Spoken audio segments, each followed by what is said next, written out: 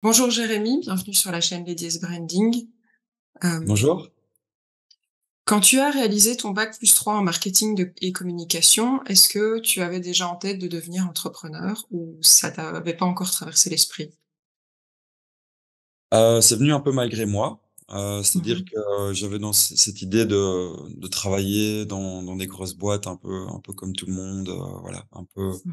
rouler ou, je dirais à l'éducation traditionnelle, mais j'avais vraiment jamais pensé non à lancer ma propre boîte. C'est qu'en faisant un travail de fin d'études, en fait, que j'ai j'ai par m voilà, je dirais par la force des choses, pu lancer ma première boîte parce que le jury était assez, intéressé et emballé par le projet, donc ils m'ont poussé à lancer le premier projet qui m'a donné un petit peu la fibre entrepreneuriale, hem, que j'ai mis de côté pendant 10 ans et puis en fait, c'est ressorti avec le projet Relief Furniture.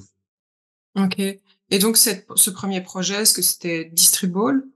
Oui, exactement. OK, donc c'est bien un distributeur de balles de tennis, en fait? Oui, c'est ça. Bah, étant joueur de tennis, quand même régulier, j'ai fait pas mal de compétitions, j'ai donné cours de tennis, j'ai beaucoup traîné dans les clubs de tennis et Mmh. du coup, je me suis rendu compte que, bah, il y avait une récurrence, heu, au niveau des gens qui jouaient, bah, l'horreur et qui arrivent toujours en fait, sans balles de tennis et avec aucun service sur place, donc il faut toujours OK. demander au bar, mais il y a pas de balles et donc l'idée était de placer un distributeur qui s'apparente à un distributeur de boîtes de canettes de soda, Mmh. et d'en mettre des boîtes, des balles de tennis et des protèges, des grippes, mais aussi des balles de hockey, des balles, des protège-dents, donc ça pouvait en fait se décliner sur d'autres sports. D'accord, et Voilà. donc, ah, vas-y, pardon, dis-moi. Non, c'est de là que je dirais est né un petit peu le côté, tiens, ben voilà, la création de projet, se lancer un petit peu sur Mmh.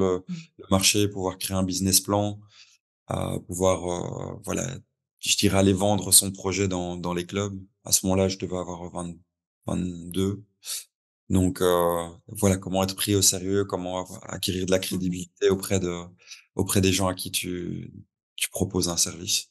Donc Mmh. ça m'a appris beaucoup, pour trouver en fait mon premier boulot, je dirais à temps plein en tant qu'employé dans lequel je suis resté quelques années et puis voilà. Donc Et c'est oui, un bon. tu as été oui, mais je vois que tu as été, à Cannes, c'est chez Deezer? Enfin, ou Oui, donc pendant 6 ans? ouais, j'ai travaillé, je dirais maintenant en parallèle de mon projet, donc pendant 15 ans dans l'industrie, enfin dans la publicité, Mmh heu, mh. en travaillant 4-5 ans ici à Bruxelles et puis je suis parti à Londres. Donc j'ai eu une opportunité de pouvoir, travailler dans une boîte américaine à Londres et j là où je suis resté 2 ans, qui s'appelait Line Up System et Mmh. puis après, ben, je dirais ma passion est la musique et donc j'ai postulé chez Spotify, SoundCloud, Deezer pendant 1 an et demi, en espérant pouvoir trouver un job et voilà et Deezer en fait, a proposé, une position en tant que sales pour ouvrir le marché anglais et Mmh. s'est transformé en position un peu plus importante où j'ai géré l'international, et puis le global. Et donc ça m'a beaucoup appris de travailler ici sur des marchés, étrangers, de pouvoir, parfaire mon anglais, Mmh. et de pouvoir être, voilà, lancé dans le grand bain en te donnant vraiment débrouillardise, en fait et Mmh. d'avoir une boîte qui est quand même, qui a un nom et qui te fait confiance donc ça m'a appris beaucoup. Ouais, j'imagine. Ça a pas été trop, chamboulant de passer de Londres à Bruxelles? Parce que j'ai quand même noté que tu avais fait, plusieurs fois Bruxelles, Londres, Londres, Bruxelles. C'est pas trop, ouais, Si, dépaysant?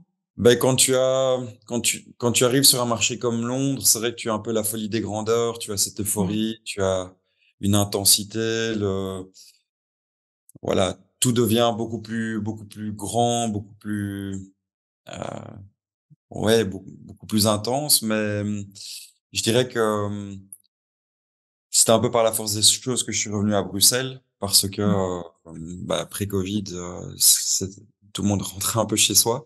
Mmh Heu, mh. donc c'est vrai que j'ai mis du temps un peu à me réconcilier avec, Bruxelles, mais je dirais en même temps j'adore Bruxelles parce que c'est un côté très intimiste, c'est un côté, très village.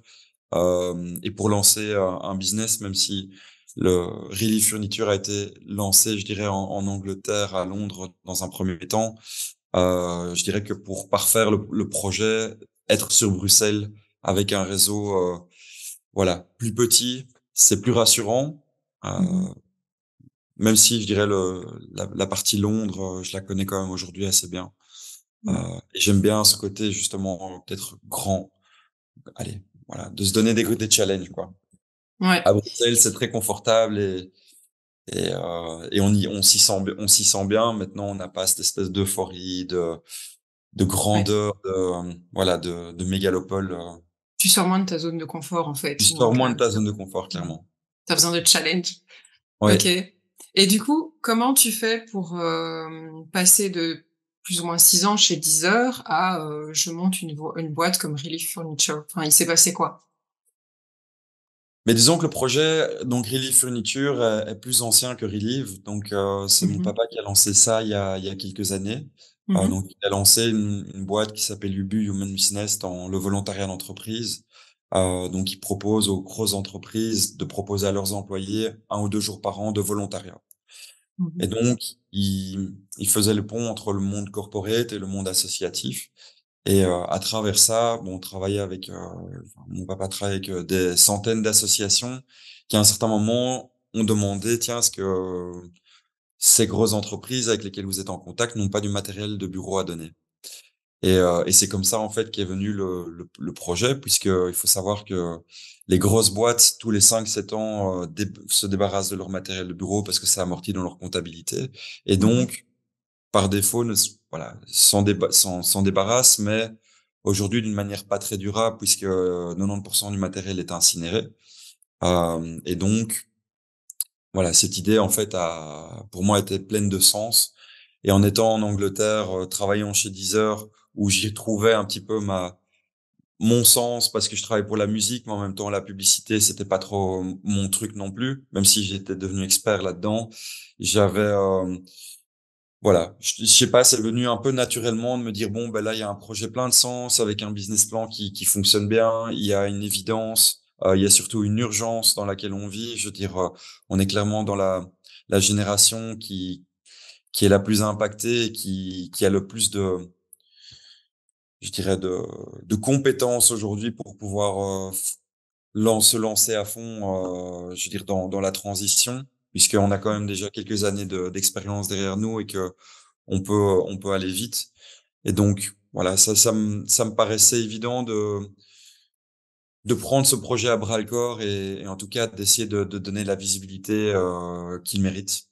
Donc, Mmh. je dirais que j'ai petit à petit, je veux dire, consolidé le projet. Je me suis entouré de 2 3 personnes tout en travaillant encore chez Deezer à 100%. Mais comme j'étais sales, je travaillais sur des objectifs. Donc, c'était assez, et que j'avais bien balisé mon marché. Donc, c'était assez confortable de pouvoir, je dirais, remplir les objectifs tout en lançant à côté en fait mon projet, ce qui Mmh. était tout à fait ok pour Deezer aussi parce que je leur avais communiqué le fait que je lançais ce projet. Et, D'accord. euh, et du coup, petit à petit, en fait, le projet a pris de plus en plus d'importance. Et j'ai surtout décidé de faire une première levée de fonds Mmh. qui s'est clôturée l'année passée en décembre et donc qui m'a permis en fait de pouvoir avoir un peu de trésorerie pour pouvoir quitter Deezer et pouvoir engager en fait certaines personnes pour pouvoir se lancer à 100%. Mmh. Tu dirais que les valeurs de ton entreprise aujourd'hui, à part le côté durable, ce serait quoi? Mais en fait, je dirais qu'on moi voilà, je dis toujours, je mène une mission qui est au-delà de mon petit projet. Je dirais, on essaye tous de mettre un peu le pied à l'étrier, de pouvoir aider en fait un monde qui en a clairement besoin. Donc, je dirais que les valeurs ici qu'on essaie de porter sont, mais clairement, la durabilité, c'est la prise de conscience, Mmh. c'est le bon sens. Et je dirais en interne, c'est de fédérer en fait des personnes qui ont envie de se battre pour le même projet, enfin ou en tout cas quelque chose qui a du sens. Et donc voilà, tout en essayant de s'amuser aussi, mais d'avoir de l'ambition. Donc, Mmh. je suis quelqu'un qui est très flexible au niveau aussi des heures de travail, de la manière de travailler en remote ou pas. Mmh. C'est, voilà, tout vient, je dirais, de la confiance qu'on installe dans un premier temps et voilà, d'avoir des gens, en fait, qui en font leur propre combat. Mmh. Ça, c'est ce que Deezer m'a vraiment apporté, c'est que en lançant le marché anglais, j'étais le seul en Angleterre dans ma position. Et je pense qu'ils m'ont tout simplement fait confiance. Et comme j'adorais la boîte, j'adorais le produit que je vendais, en fait, bah, j'ai tout donné pour cette boîte. Je pense que c'est un peu la philosophie que j'ai envie de donner aujourd'hui. Euh, voilà, dans l'équipe qu'on a. Et, euh, Mmh. et je pense que ça fonctionne bien. Ça fonctionne Mmh. bien parce que les gens sont en confiance et ils sentent qu'ils ont pas quelqu'un sur leur dos qui est là, tiens, qu'est-ce que tu as fait aujourd'hui? C'est de dire, voilà, évidemment, on a des résultats et on suit les gens. Et quand on a un petit groupe ici, on est une équipe de 8. Euh, bon, on est tout le temps ensemble, on échange énormément. Donc, voilà, on sent un petit peu l'implication de chacun. Mmh. Je dirais que c'est ça les valeurs, et puis c'est de se lever tous les matins en se disant, bah, en fait, on est chaud de changer le monde et à notre échelle, parce qu'on voilà, on ne saura pas changer le monde juste nous, mais en tout cas, on peut apporter nous notre énergie sur un projet qui plein de sens et qui est en train de monter en puissance.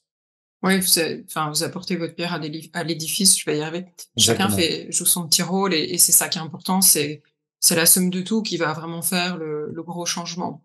Voilà. Mmh. Et puis dans une certaine mesure, on essaye aussi d'être inspirant pour d'autres Mmh mh. entrepreneurs, pour des personnes aussi qui veulent juste voir des initiatives naître. Donc, je dirais qu'on est aussi très fort dans nos valeurs et dans la philosophie circulaire au niveau de l'entraide des Mmh. autres entrepreneurs, d'essayer de travailler plutôt en partenariat plutôt que chacun de son côté. Donc, on travaille avec beaucoup d'autres boîtes qui sont dans le même secteur. Mmh. Qui peuvent être même pseudo-concurrents, mais sur lesquels je pense que le marché est tellement grand que voilà, Mmh. je pense qu'on essaie de changer les mentalités aussi, de dire ah il va me prendre ma place. Non, en fait, de toute façon par défaut, si tu fais les choses bien, ben ta place tu l'auras parce que tu Mmh. auras de toute façon des clients. Donc Mmh. voilà, on essaie Beh, aussi ça de prendre cette mentalité dans mmh mh. voilà la philosophie circulaire, elle s'applique à autant au niveau de l'activité que dans voilà, dans l'échange que tu peux avoir avec le marché et même tes concurrents. Mmh. Oui, tu parlais de concurrents, mais en fait, chacun a son positionnement et ça dépend ce que le client recherche aussi. Enfin, Oui, voilà, McDo et oui. Quick vendent tous les 2 des hamburgers, mais ça dépend ce que tu cherches, Oui, voilà. voilà Mmh mh. et puis ce qu'on m'a toujours appris aussi en tant que, représentant d'une boîte ou enfin ou de business developer, heu, on fait plutôt de la consultance, je veux dire dans un produit qu'on propose à des Mmh. boîtes, mais on ne sera jamais pushy, donc on va jamais essayer de forcer la main à une Mmh. boîte de venir chez nous. C'est simplement de leur dire: «Voilà, nous on existe, Mmh.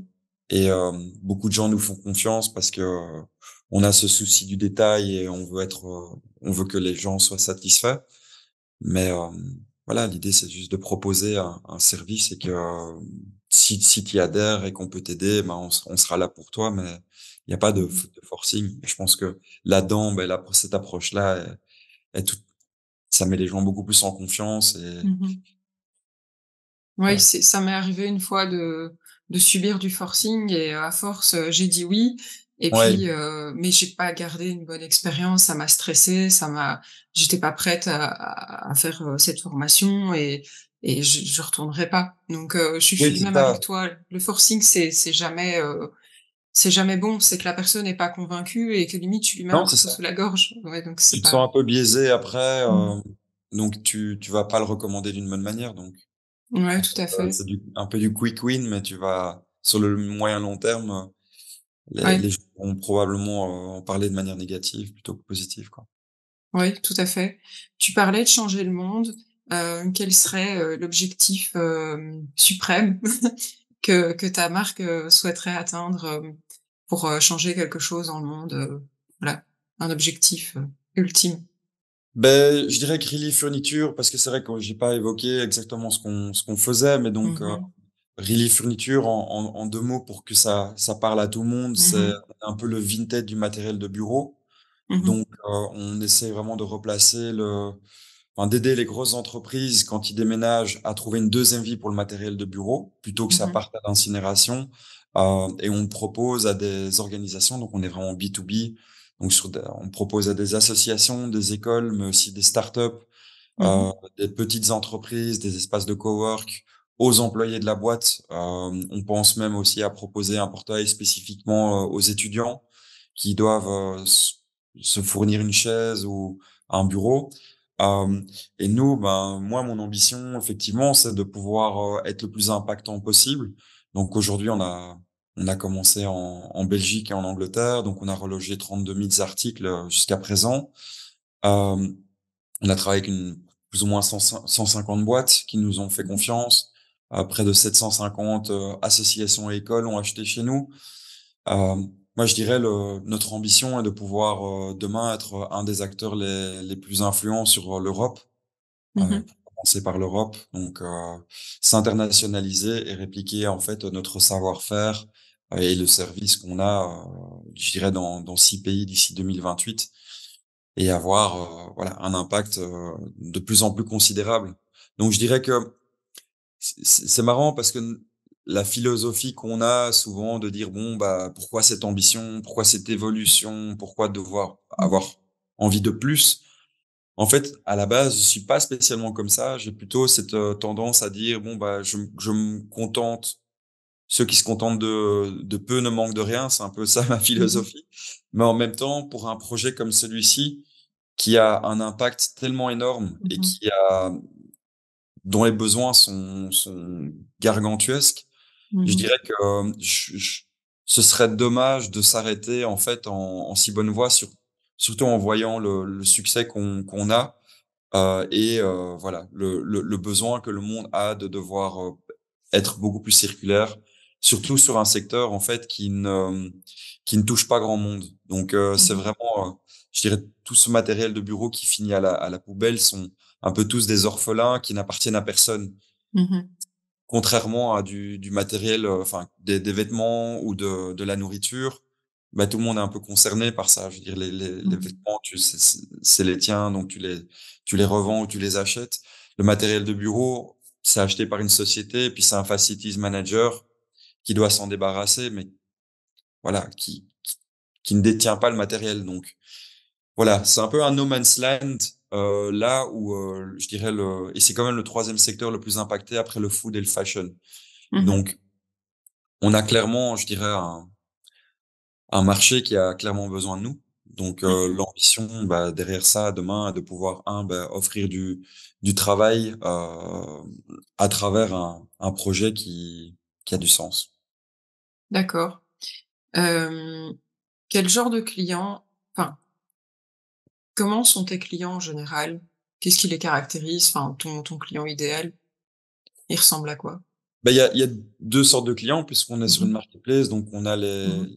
les donateurs, donc qui sont les Mmh mh. grosses entreprises et on a les acheteurs qui sont, bah, différents types d'organisations. Donc comme je disais, c'est les associations, les écoles, les startups, même les bureaux d'architectes qui nous contactent Mmh. maintenant parce qu'ils ont des plans d'aménagement d'espaces de bureau et ils veulent intégrer du seconde Mmh. main de par leur propre initiative ou par l'initiative du client. Euh, je dirais ce qui les caractérise d'un point de vue acheteur, ben, c'est qu'ils ont tous envie de pouvoir faire des économies, Mmh euh, mh. de pouvoir avoir un impact sur le CO2, Mmh mh. pouvoir avoir le matériel assez rapidement, donc et ne pas attendre des délais de 8 à 12 semaines pour avoir des chaises de bureau. Euh, et du matériel à proximité, de ne pas commander ça de l'autre côté de la planète. Donc ça, Ouais. c'est d'un point de vue acheteur. Donc il y a vraiment, je dirais, Mmh. beaucoup de facteurs qui sont évidents.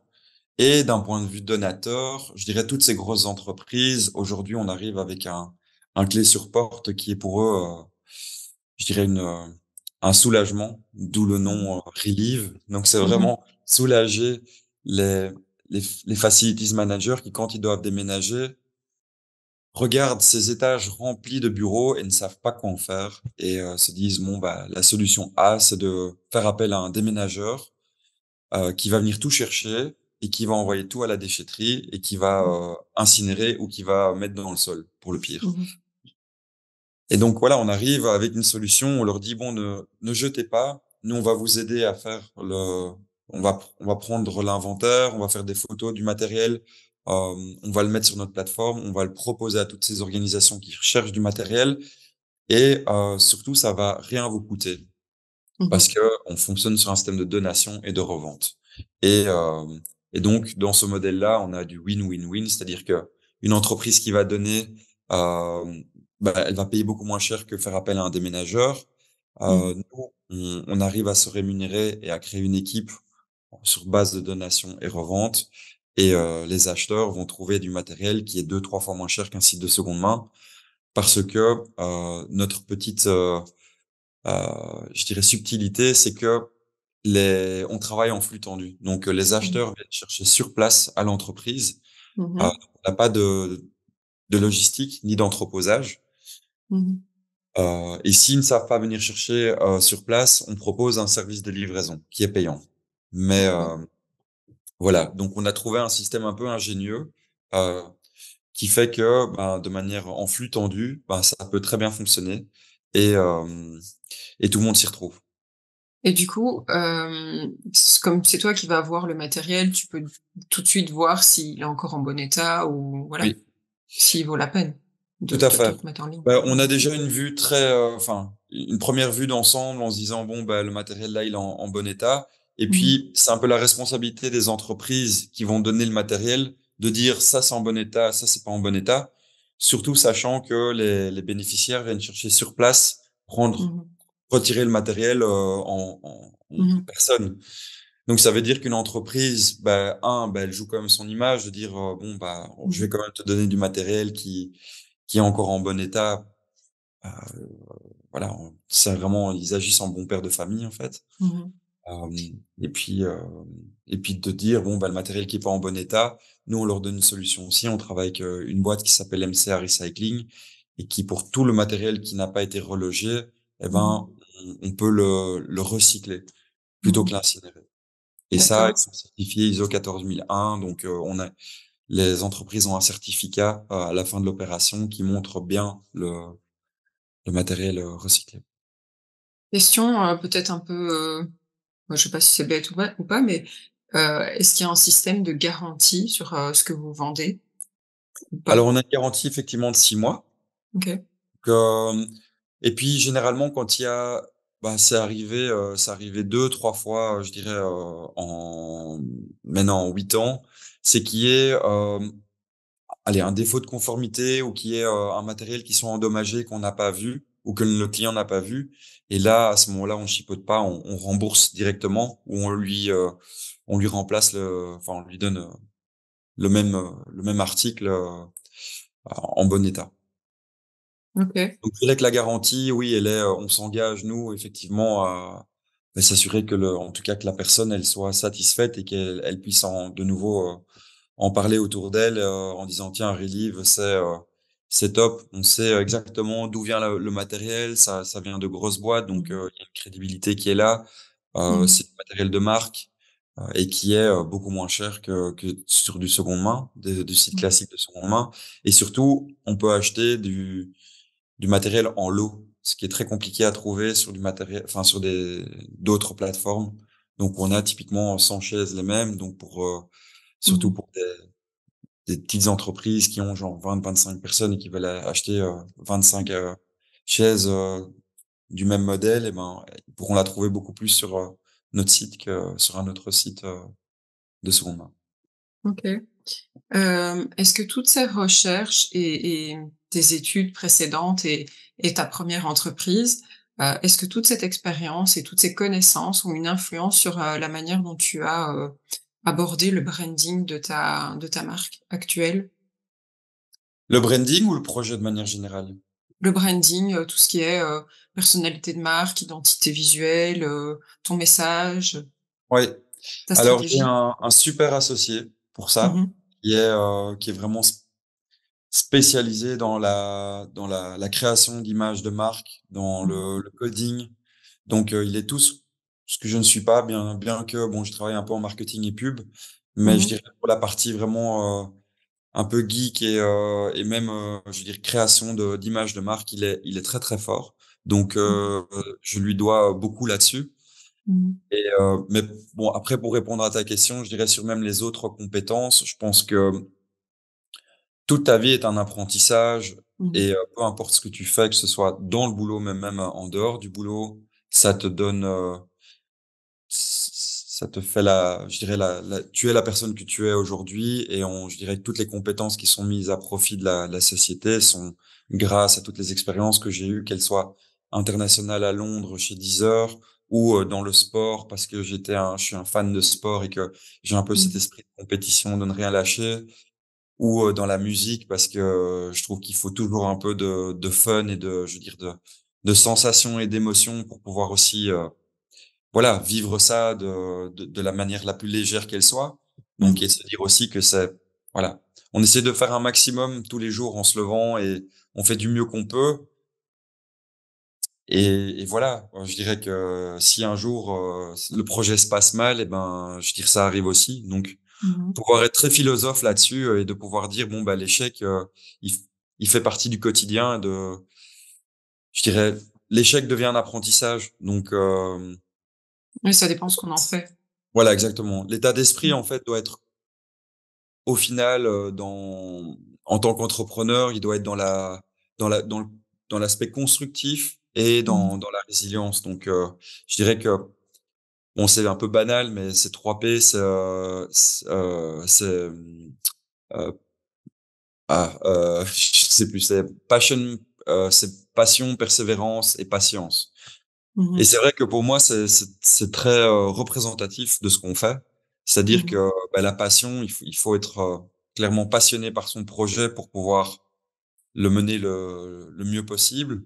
Euh, la patience, ben, clairement, il en faut parce que je veux dire, tu n'as pas de retour sur investissement directement. Donc, c'est Non. vraiment semer autour de toi, Mmh. parler, échanger avec des gens. Les gens vont en parler, donc c'est vraiment un effet boule de neige. Et puis la persévérance, c'est sûr, il faut pouvoir s'accrocher parce que je veux dire le monde de l'entrepreneuriat n'est pas facile. Tu dois Mmh. pouvoir être un couteau suisse, donc gérer tout. Ouais. C'est ça le plus difficile, c'est que pour un entrepreneur, on te demande d'être tout. Donc Mmh. je dirais clairement faire une première levée de fonds. J'ai pas de background financier, donc Mmh. je sais juste comment vendre un projet et je dirais toucher les gens. Mmh. Maintenant, il faut s'entourer des bonnes personnes et savoir en fait là où tu n'as pas ta compétence pour pouvoir être voilà supporté ou aidé par des personnes dont c'est leur domaine d'expertise. Et une fois que tu sais ça, eh ben, tu peux t'entourer des bonnes personnes, comme justement Pat, mon associé au niveau identité de marque, création de marketplace. Et donc toi, tu tires en fait un projet avec des chevaliers à côté de toi qui, Mmh. qui peuvent se rallier à ta cause et t'aider là-dedans. Et c'est très important aussi, je pense, en tant qu'entrepreneur, c'est de pouvoir engager des gens qui sont meilleurs que toi. Euh, Mmh. c'est la clé. Si tu veux tout contrôler, essayer de garder ça pour toi, ça ne marche pas. Donc, d'où le fait aussi de faire confiance de nouveau aux gens avec qui tu travailles. Par défaut, tu dois faire confiance. Et puis, si la confiance est rompue, ben à ce moment-là, tu te sépares de cette personne, mais je pense que de base, être contrôle fric pour un entrepreneur, ça ne marche pas. Mais c'est bien de pouvoir toucher à tout pour savoir, ce que les personnes que tu vas engager font et comprendre ce qu'elles font. Mais comme tu dis, après, il faut aussi les laisser faire Ouais, et bon, voilà, elles sont plus spécialisées, bah, si tu les engages, c'est que comme tu dis, elles sont plus spécialisées que toi et c'est pour justement aller plus loin. Donc oui, c'est très important. C'est intéressant ce que tu expliques. Merci. Hem, quel point de contact est-ce que vous avez choisi pour communiquer sur la marque, Relief Furniture, à part, votre site web? Ben, dans notre cas, comme on est une marketplace B2B, je dirais que LinkedIn a du sens puisque Mmh. c'est un peu voilà, le Facebook corpo. Mmh. On communique un petit peu sur Instagram, même si c'est pas notre, je dirais notre cheval de bataille. On a eu beaucoup de relais presse, donc ça, on a été assez chanceux, je dirais. On surfe un peu sur la vague des initiatives circulaires, et c'est vrai qu'en Belgique, Mmh. je dirais que ça, voilà, les journalistes aiment bien parler de petites startups à succès et qui sont Mmh. vraiment dans le durable. Donc, on a été relayé par pas mal de médias belges. Euh, voilà, on fait tout ce qui est référencement SEO, SEA aussi, Mmh. puisque Est-ce que tu es déjà passé à la télé? oui, sur C'est vrai? LN24, Ah euh, oui, passé d'accord. dans l'émission qui s'appelle Big Boss. D'ailleurs, je leur ai vraiment suggéré de changer de nom parce que voilà, c'est- c'était un peu absurde comme nom, mais c'est vrai qu'après là, c'était sympa de passer sur LN24 parce que voilà, il y avait aussi, je dirais un deep dive dans le projet, donc on a vraiment pris une demi-heure pour aller dans le fond des choses. Il y a eu tout un reportage aussi visuel sur voilà comment est-ce qu'on agit, comment est-ce qu'on opère. Donc Mmh. c'était assez intéressant.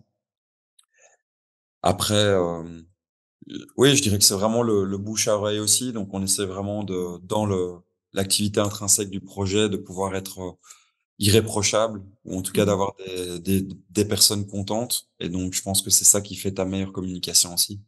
Mmh. Quel est le plus gros défi que tu as eu à relever, dans ce parcours? Enfin, allez, disons avec Relief Furniture. Lever de l'argent est clairement difficile, même si Mmh. on te dit toujours oui, il y a plein de gens qui veulent donner, ou il y a plein de fonds qui sont maintenant dans les projets impact, et donc Mmh. ils ont levé 400 millions pour pouvoir donner à des startups. Je dirais que le process est encore très compliqué, Mmh. il est encore très fort, un peu cet esprit de greenwashing sur voilà, on se positionne comme des des ambassadeurs pour pouvoir aider des projets à impact, mais une fois que derrière, il y a un business plan qui n'est pas sur de retour sur investissement de x6, x7 dans les 6 7 ans, c'est directement un petit peu plus frileux. Donc, je dirais que ça a été aussi un peu un combat pour de leur montrer qu'ils vont peut-être pas faire du x6, x7 en termes financiers, mais qu'ils vont faire du x20 en fait sur l'impact environnemental Mmh. du projet. Ils vont peut-être faire du x2, x3 sur le financier. Mmh. Donc, je dirais que ça, dans les mœurs-là, dans les mentalités, c'est un réel challenge de pouvoir lever. Après, un autre challenge aussi, c'est de pouvoir créer une équipe. Donc, je Mmh. dirais que le système belge au niveau de l'engagement est très compliqué. Mmh. De savoir typiquement comment faire un contrat, quelles sont les conditions, Mmh. voilà, secrétariat social, il faut faire appel. Quels sont je dirais les avantages en nature qu'on peut donner à un employé. Voilà, toutes ces Mmh. choses-là, c'est sûr que pour moi, la RH a été une grosse partie des premiers mois. Maintenant, je sais plus ou moins comment ça fonctionne. Après, je me suis entouré aussi de personnes qui sont compétentes là-dedans et qui m'ont aidé. Donc, c'est vraiment de l'argent qui est bien dépensé aussi. Je dirais dans la partie légale, RH, financier. Ça, c'est vraiment de l'argent dans lequel je n'hésite pas à investir parce que Mmh. c'est important d'être bien entouré. Mmh. Comment, on s'y prend quand on se dit, enfin, parce que tu disais que c'était fort compliqué, donc je suppose que c'est pour convaincre les investisseurs et puis c'est compliqué d'engager. Tu dis: «Il faut bien s'entourer», mais par où on commence? Comment on fait quand on est entrepreneur, qu'on n'y connaît rien du tout? Parce qu'on n'a pas forcément un pote sous le coude qui va dire: «Ah, beh, t'inquiète, moi je connais, je viens, je vais t'aider». Par où on commence? Comment on fait? Et pour essayer de perdre aussi le moins de temps possible, Ouais. puisque voilà, ce le temps joue aussi, Oui, dans oui, dans le tout à tout. fait. Ben, disons, moi, j'ai eu ce luxe de pouvoir continuer à travailler chez Deezer Mmh. et j'ai fait ça à côté, donc j'ai pas eu cette pression de temps. Mmh. Mais c'est vrai que bon, ben voilà, il faut trouver des backups, je dirais, travailler peut-être à côté et consolider son projet jusqu'à ce que l'argent puisse arriver sur la table. Mmh.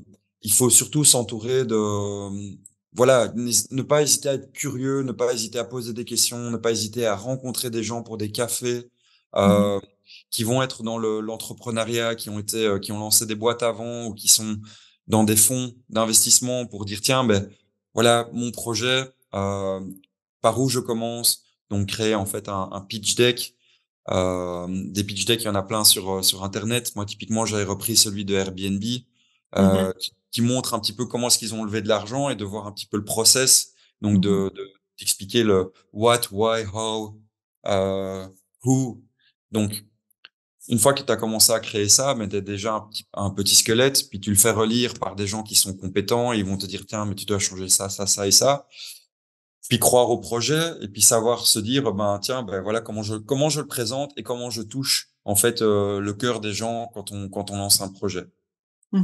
Et moi, clairement, j'ai créé son storytelling, en fait. Et Mmh. donc, moi, le storytelling, il était tout fait en sachant que, ben, aujourd'hui, c'est 42 millions d'articles par an qui finissent à la poubelle chaque année en Europe. Et donc, qu'aujourd'hui, il n'y a pas de solution. Donc, qu'est-ce qu'on fait? Et puis, avec un business model qui est clairement, intéressant Mmh. on fonctionne sur la donation et on revend. Mmh. Voilà. Après, je dirais qu'il faut juste s'accrocher et sonner aux bonnes portes. Je dirais qu'il y a des réseaux aussi qui sont géniaux à prendre en compte si les gens qui nous écoutent sont sur Bruxelles. C'est le réseau Entreprendre, donc le Mmh. REB. Donc ils ont des bootcamps qui s'appellent le réseau Forward et donc qui aident les jeunes entrepreneurs à pouvoir être inspirés et pouvoir être, je dirais, au courant de toutes les petites choses sur lesquelles il faut travailler pour pouvoir, à la fin du bootcamp, avoir un pitch deck qui est déjà là et pouvoir aussi avoir des portes d'entrée sur des fonds qui veulent Mmh. investir. Donc ça m'a beaucoup aidé. Et voilà, je pense que la Belgique est bien parce que tu as plein de petits réseaux qui sont là, il faut vraiment sauter sur l'occasion et se renseigner. Voilà, je pense OK. être curieux et être Et audacieux. voilà audacieux et empathique aussi et de vraiment Mmh. de laisser les gens pouvoir t'aider, c'est vraiment important. OK. Et je le fais encore aujourd'hui, donc c'est je dirais un quotidien, c'est-à-dire je suis suivi par un coach, j'ai dans le board des personnes qui sont impliquées, qui me disent tiens ben, on va déjeuner, j'aimerais bien te parler de ça ça ça, donc c'est vraiment être voilà curieux et pour pouvoir aussi s'adapter au marché, rester Mmh. agile sur ce qu'on propose parce que le monde change tellement vite. Mmh. Bah, ta solution enfin notre solution d'il y a un an, elle n'est pas la même qu'aujourd'hui, elle sera pas la même demain. Donc, Mmh. il faut pouvoir s'adapter. OK. Ta plus grande fierté sur ce projet, ton oui, la chose dont tu Écoute, je me es suis toujours fier? dit, un jour, je vivrai d'un projet qui a du sens. Mmh mh. Euh, ça a été la première tick box. Et la deuxième, c'était ben un jour je pourrais euh, je dirais, donner un travail à des gens qui vont pouvoir se rallier à ma cause. Et ça, Mmh mh. c'était le deuxième rêve. Donc, je dirais qu'aujourd'hui, bah, on touche du bois, on est bien parti. Donc, c'est vraiment un rêve qui devient réalité. Donc, c'est vraiment une grande fierté de pouvoir fédérer des gens autour d'une cause qui est noble et Mmh. voilà, qui a du sens. Une fois que tu, seras certain, enfin pour moi c'est déjà fait puisque que ça continue bien ou que, ben, on souhaite que ça continue bien, mais si jamais ça venait à Ouais. arrêter, enfin tu l'as quand même fait. Donc Oui, oui. une fois qu'on a réussi ça, mettons on peut dire que tu as réalisé tes rêves, ben, je suppose que tu vas en chercher d'autres, non? Tu vas pousser encore plus loin? Mais disons que je vais essayer d'aller jusqu'au bout de ce projet et Mmh. Bien sûr. Dieu sait comment est-ce qu'il va évoluer, mais on va essayer de le faire grandir un maximum. Mmh mh. Euh, je pense que la suite serait de pouvoir aider en fait des entrepreneurs qui sont voilà qui savent peut-être pas comment s'y prendre ou comment lancer Mmh. leur projet, mais qui sont plein d'énergie, plein de volonté. Et j'ai ce côté un peu éducatif en moi où demain, effectivement, j'aimerais bien faire partie du coup de ce, par exemple, ce réseau Entreprendre où ils ont tous des coachs et de Mmh. pouvoir accompagner des entreprises ou des jeunes qui ont été dans la même situation que moi. Mmh. OK. Avant de finir sur, cette interview, quelle est la question que je ne t'ai pas posée et que tu aurais aimé que je te pose? Euh, Est-ce que je suis heureux? Est-ce que tu es heureux? Non, je dirais que c'est tout ce dont on parle ici. Pour moi, il y a une chose qui est très importante, c'est de le faire avec le cœur et de Mmh. ne pas oublier aussi le work-life balance, donc l'équilibre professionnel et privé, Mmh. et de se dire aussi que dans dans chaque projet qu'on va mener, il n'y a pas que le projet. Euh, il ne faut pas être à 100% sur ce projet. Il faut pouvoir continuer à voir ses amis, aller boire une Mmh. bière voilà, avec des collègues même à la fin, de parler de tout à fait d'autres choses, de pouvoir Mmh. faire du sport les week-ends, de pouvoir passer du temps avec sa famille. Donc tout ça en fait fait que eh ben cette verticale-là sera vertueuse parce que on est comblé sur à d'autres niveaux. Donc il faut pas sous-estimer le reste Mmh. parce que tu lances un projet. Bien sûr, ça va te prendre énormément de place et de temps.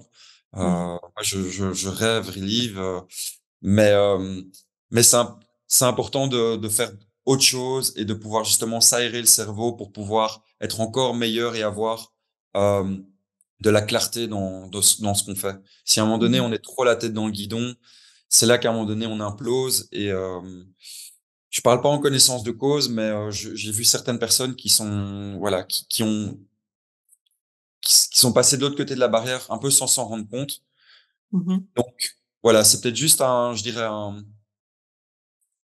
une recommandation, une suggestion Mmh. que j'aurais pour les entrepreneurs qui écoutent, c'est de dire, ne sous-estimez pas, je dirais, ce qu'il y a à côté et continuez à vivre parce que Mmh. finalement, c'est le moment présent qui est là. Et aussi, ne pensez pas trop à demain, même si vous êtes en train de mettre un pied devant l'autre. C'est de vivre pleinement ce qui est en train d'être vécu. Voilà. Parce qu'on aura de la nostalgie. J'aurai de la nostalgie dans 5 ans en disant, ah, mais Mmh. cette année-là était quand même formidable de lancer un projet.